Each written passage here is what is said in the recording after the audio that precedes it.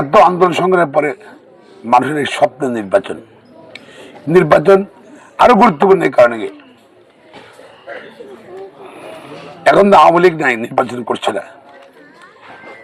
আজ থেকে ৫৫ বছর আগে ৭১ সালে সমগ্র জাতি স্বাধীনতার পক্ষে ছিল, আর জামাতে ইসলাম স্বাধীনতার বিরুদ্ধে ছিল, তারা পাকিস্তানের পক্ষে ছিল এবং আলবদর রাগাত সৃষ্টি করেছিল। মনে আছে নিশ্চয় আপনাদের বা শুনেছেন। এবং মুক্তিযোদ্ধাদের কাছে, স্বাধীনতা সপক্ষ শক্তির কাছে শেষে পাকিস্তানিরা আত্মসমর্পণ করেছিল, আলবদর রাজাকার আত্মসমর্পণ করেছিল, পরাজয় করেছিল। আজকে রাজনীতির পট পরিবর্তনের পর ৫৫ বছর পরে আবার কিন্তু একই চ্যালেঞ্জ।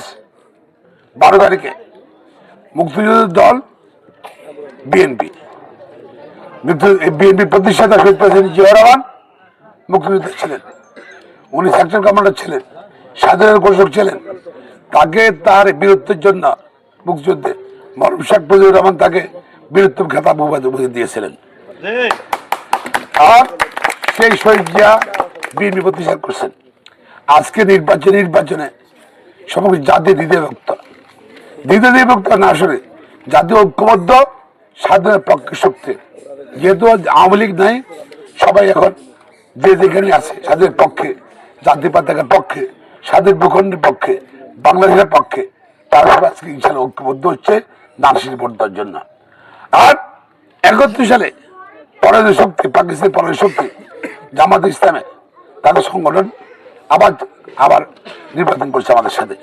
অর্থাৎ ৫৫ বছর পরে আবার বাংলার রাজনীতিতে স্বাধীনের পক্ষের শক্তি, বিপক্ষের শক্তি নির্বাচন হবে।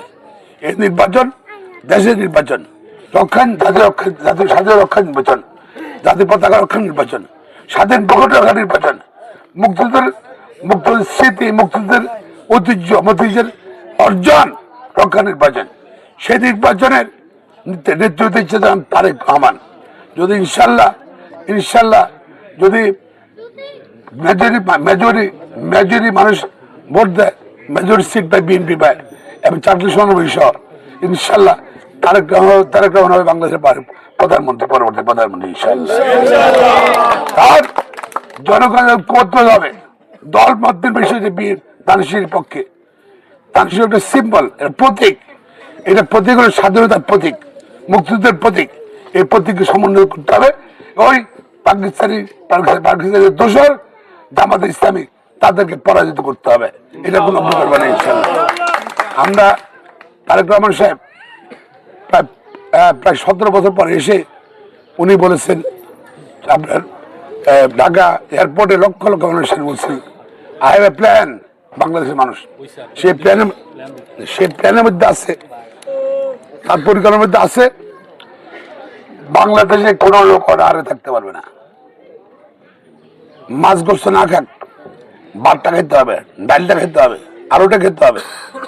এই জন্য প্রত্যেকটা পরিবার, অসচ্ছল পরিবার, মাসে ৮,০০০ টাকা টাকা পাবে চাউল ডাল এগুলো কেনার জন্য। এবং পাশাপাশি আপনার কৃষকরা যেন ভর্তুকিতে শেষ সুবিধা পায়, ডিজেল পেট্রোল পায়, বিদ্যুৎ পায়, সেই জন্য ব্যবস্থা করার জন্য কৃষি কার্ড, এই যে ফ্যামিলি কার্ড এরকম দেওয়া হবে সবার সব। এবং ফ্যামিলি কার্ডটা শুধু মেয়েদের নামে দেওয়া হবে। পুরুষরা তো ইনকাম করে, যাই হোক, মহিলার হাতে ক্যাশ টাকা থাকে না। এই ক্যাশ টাকাটা ফ্যামিলির মহিলা যে প্রধান তার কাছে তার নামে থাকবে। আর কৃষকরা কৃষি কার্ড পাবেন।